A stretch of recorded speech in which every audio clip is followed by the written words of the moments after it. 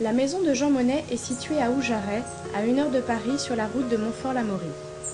Le père de l'Europe y a élu domicile en 1945 et y est resté jusqu'à sa mort en 1979. Lieu symbolique et chargé de souvenirs, l'ancienne ferme au toit de chaume tombe pourtant dans l'oubli à la mort de son illustre propriétaire. En 1982, le Parlement européen réagit et acquiert la demeure. Il en confie ensuite la reconstitution, la gestion et l'animation à l'association Jean Monnet.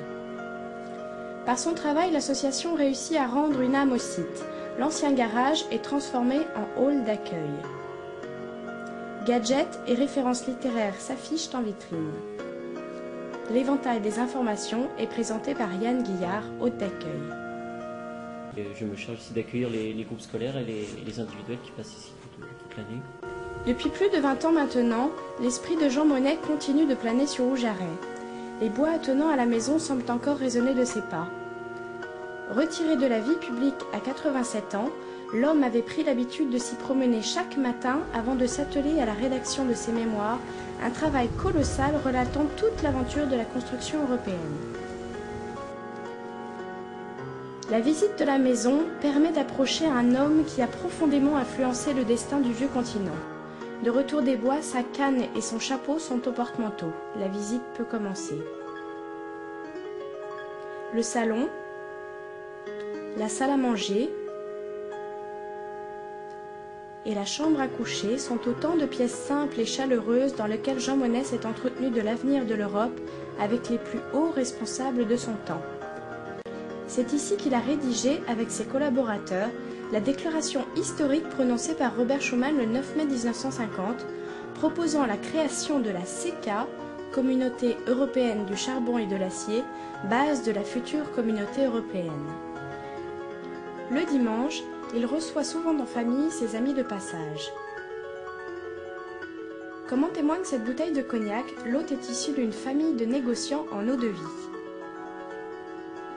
Entouré des tableaux peints par sa femme Sylvia de Bondigny, son bel amour rencontré en 1929, il apprécie les conversations au coin du feu avec de grands journalistes.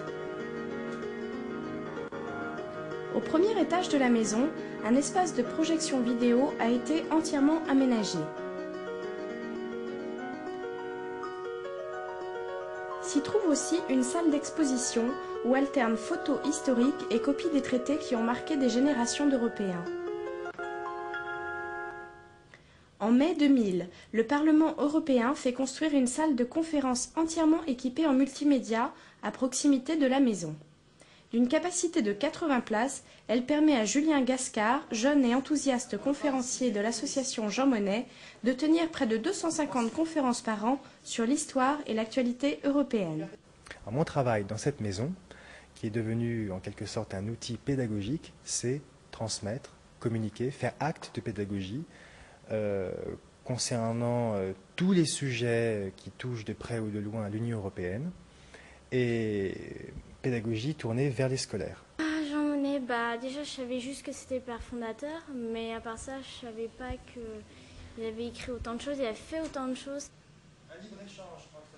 La maison reçoit en moyenne 15 000 visiteurs par an, dont plus des 2/3 gratuitement en tant qu'élèves. Mais que cela leur apporte-t-il ? D'une part, d'avoir une conférence extrêmement enrichissante avec les élèves le matin. Ça leur permet, entre midi et 2 heures, ils ont une pause, de débattre entre eux. On s'est promené un petit peu dans le parc, on a pu s'apercevoir qu'ils parlaient de ce qu'ils avaient entendu, qui était extrêmement pédagogique, concret, d'actualité. Ça leur permet également, dans l'après-midi, d'avoir un débat contradictoire. À l'issue de leur journée, les visiteurs se retrouvent enfin pour papoter dans le parc, au pied de la roseraie offerte jadis par Eisenhower au couple Monnet.